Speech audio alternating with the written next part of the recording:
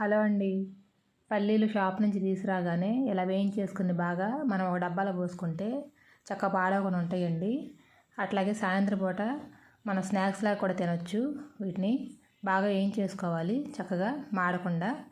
చాలా బాగుంటాయి. కొంతమంది ఒట్టి పల్లీలు తింటారండి, కొంతమంది బెల్లం పెట్టుకుని తింటారు. బెల్లం పెట్టుకుని తింటే ఇంకా బాగుంటుంది. అది బలం కూడాను, బెల్లమును పల్లీలు తింటే.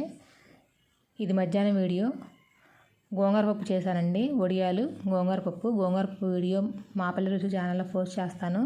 మా పల్లె రుచి ఛానల్ టైప్ చేయండి, వస్తుంది వీడియో. చాలా బాగుంది, బాగా కుదిరింది గోంగూర పప్పు. శనివారం వీడియో ఇది, అందరూ ట్రై చేయండి. గోంగూర మా గార్డెన్లోదేనండి, కొన్నది కాదు. చాలా బాగా కుదిరింది.